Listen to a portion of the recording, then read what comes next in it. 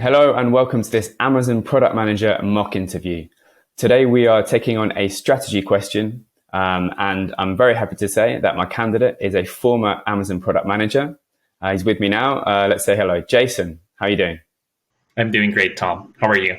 Yeah, very good, thanks. Glad to have you with us to take on this mock interview. Before we start, would you mind giving people a brief insight into your background as a product manager? Happy to. Hello, everyone. I'm Jason Inge. I used to work for Amazon. I've been at Amazon for about 8 years, worked on different lines of business and product. And overall, I have about at least 15 years of product management experience. Fantastic. Well, yeah, very glad you can be the candidate today. And if you're ready, let's crack straight on with the question. The question I want to ask you is, devise a new line of business for Amazon. Thank you, Tom. Before I proceed, I'd like to ask a few clarifying questions. The first one is, what does a new line of business mean? Does it mean a category to sell to consumers, for example, Amazon Fashion, or what are your thoughts about it? I'd like to leave that completely wide open to you. It's completely up to you, Jason. Sounds great. Another question that I have is, any specific business reason why Amazon needs to devise a new line of business? I mean, yes, it's in Amazon's DNA to always be innovating. We've got the two leadership principles: think big and invent and simplify. And so really it's constantly continuing to build its business and to search for new opportunities. Sounds great. Yes, I'm very familiar with those leadership principles. Is there a specific Amazon organization to focus for this new line of business? So like, for example, Amazon Consumer or AWS? Yeah, again, I'd like to leave that up to you. Great. And then in terms of narrowing down, is there a geographic location, or do we want this new line of business to be worldwide? Yeah, let's go for worldwide. Great. And I think my last clarifying question would be, is this a software that we're trying to create for this new line of business, for example, a service, software as a service, or a hardware like the Kindle for a physical device? Yep, that's a fair question, but again, I'd like to leave that. That's completely your choice. With open-ended, ambiguous strategy questions like these, it's important to try to narrow down the question's scope. Jason did this well by asking some sensible clarification questions and checking in multiple times with the interviewer. Great. Okay. Thanks, Tom. Can you give me a few minutes just for me to gather my thoughts? And then from there, I'll proceed. Yeah, sure.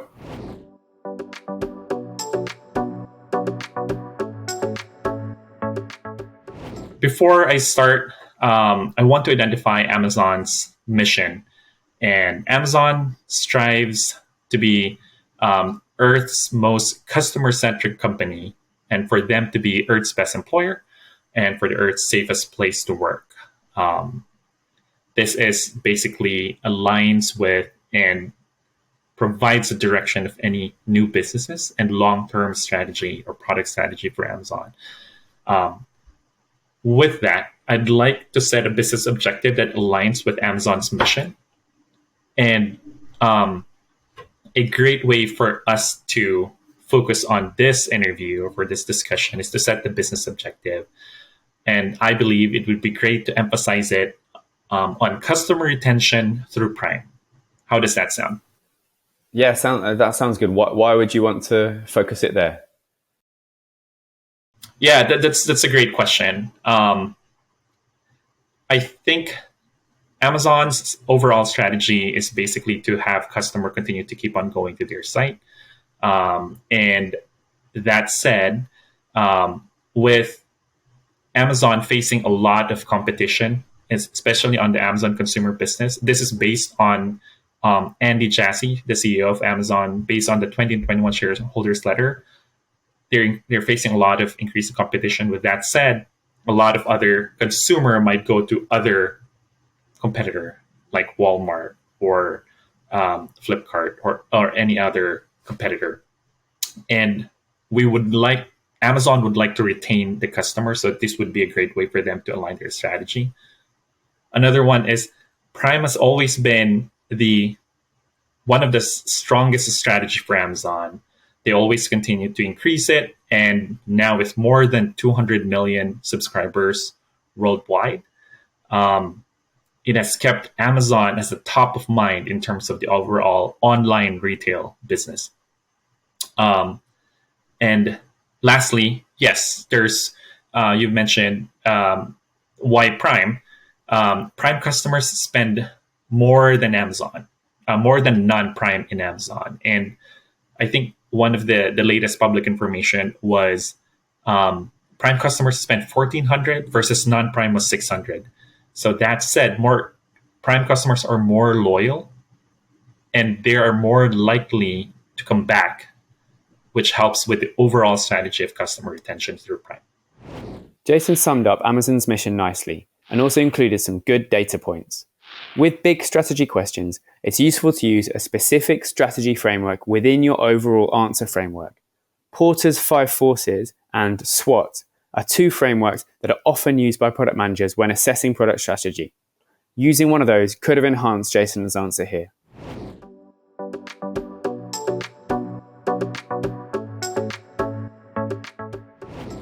Now that we have some type of strategy, some type of objective, which is basically retention through Prime, we have some of the solutions that I've thought of is one of the solutions is creating a Prime Video marketplace. So basically, as any other marketplace, anyone can come in, excuse me, to sell or to show their content, similar to a YouTube. And for this particular technology, we're going to be doing it for Prime Video. So the Prime Video marketplace addresses the long tail and head of the monster in terms of like the business strategy. And with Amazon just acquired MGM through a deal earlier this year, they can tackle MGM can create its own channel to sell as they have a lot of content.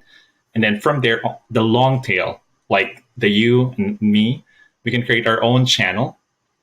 And for us to basically be exposed to whatever video or content we have to any of the Prime customers. And I think that definitely helps with identifying a solution in terms of how can we continue to retain for these Prime customers to come back to Amazon. And as any other marketplace, it's a two-sided platform wherein there's the video platform, video or content creators, and the consumers. With the interest of time, I'd like to focus on just the consumers. What do you think? Oh yeah, I think that sounds really interesting. So it's kind of like, I guess it's a video marketplace similar to YouTube, where you've got like people, small people like us uploading content, as well as like big channels. But I guess the difference is that it's paid for, right? So I guess the content quality is kind of higher, and people are expecting to pay for things. Okay, yeah, that sounds like an interesting idea. Like, yeah, please carry on and tell me more. Great. With that, I'd like to focus on, I want to break this solution down into the customer journey. As Amazon, again, the mission to be the Earth's most customer-centric company, I want to focus on its customer to the consumer journey. And I want to break down into 3 categories. The first one would be ideation or inspiration. As you know, if we're going to watch something, we would always think, what am I in the mood for? Or what do we think? What's trending? So that ideation, we want to know what that would be. The second one is the browsing experience. After we've thought of like, okay, we know what to watch, how is that experience? How does Amazon provide that experience? Similar to Netflix, there's a lot of personalization. And again, with Amazon, with its personalization in terms of like buying its own products, a lot of widgets through that personalization can be used for that browsing experience. Included in this browsing experience is the selection itself. How many titles, how many movies, how many shows will I be, as a consumer, will be able to watch? That said, I can browse all of these selection and then be able to go on to the next part of the journey, which is the watching experience.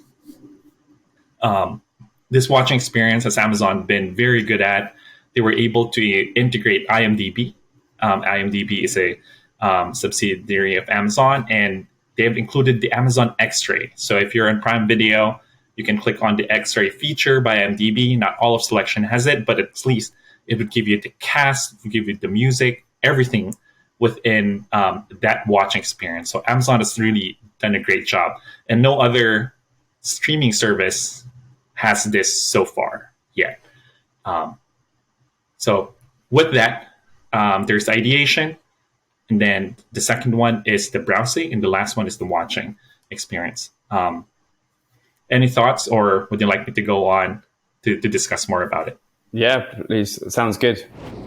When it comes to giving solutions, it's always a good idea to list 2 or 3, and then see which one the interviewer would like you to explore further, or suggest one and get their approval. Jason just gave one solution, or one line of business, but he did achieve some depth in his answer by creating a customer journey with 3 different categories. Please carry on. Great. With this, with those 3 parts of the customer journey, I'd like to focus on into the browsing experience, which is to continue more into its selection. And according to data from my last research, I think Netflix has about 14,000 titles, and Amazon continues to increase it with 25,000. Okay, so if Amazon has 25,000, almost double Netflix, why would you want to continue to focus on selection if it's already so much greater than Netflix? Yeah, I think that's a great question, and I think with this particular solution, it focuses.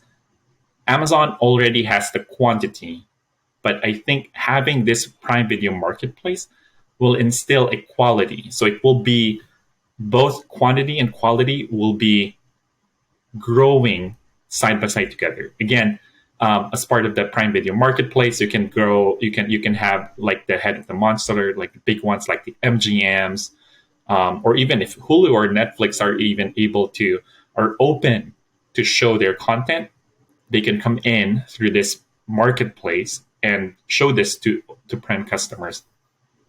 And then coming on through the long tail, which is any of us, and if our videos, if we have any interesting content or video that we would like to, that would do as well. So it's a strategy to address both quality and quantity, which hopefully it ties into the later on how customers are being able to come back and watch all of these content together.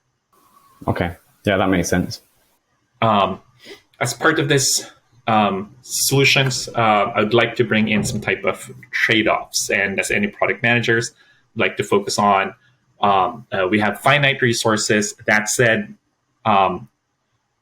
it has to be thoughtful of what type of solution that we're going to be developing for our consumers or for our customers. And with that, the very first one, I'd like to focus it based on the customer journey. And the very first one is ideation or inspiration.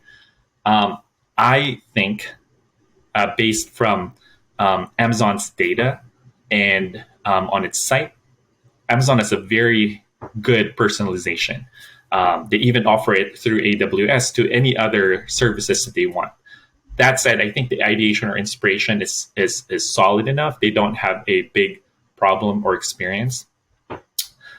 Going on to the third one, which is the watching experience. As I've shared earlier, they have integrated IMDb. They've put in a lot more features within the watching experience itself. So I think that there are, of course, a lot of pain points, but I think that in itself right now is solid.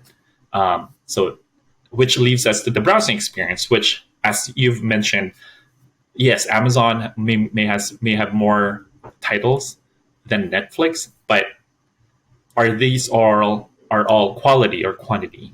And I think having to go both the quantity and quality is a pain point, because even though there's 25,000, it's more than double. The viewers on Netflix they're still the number one streaming service with 220 million um, uh, uh, viewers. Amazon has more than 200 million Prime customers, but still, not all of those 200 million consumes or goes on into Amazon Prime Video. So I think that's the biggest trade-off, looking at those three parts of the customer journey. And that's one of the biggest reasons why I want to focus on the browsing experience, which is to increase its selection. When discussing your solutions, be ready to answer questions that challenge why you're focusing on certain things. When that happens, you'll want to validate your answer by tying it back to the business objective, as Jason did here. Strategy questions can seem very conceptual, but you need to try and make your answer data-driven. Talk about reach and impact. When you're talking about trade-offs, you could include a prioritization framework, such as RICE. Jason felt he didn't have time to do this, but it can add more depth to your answer.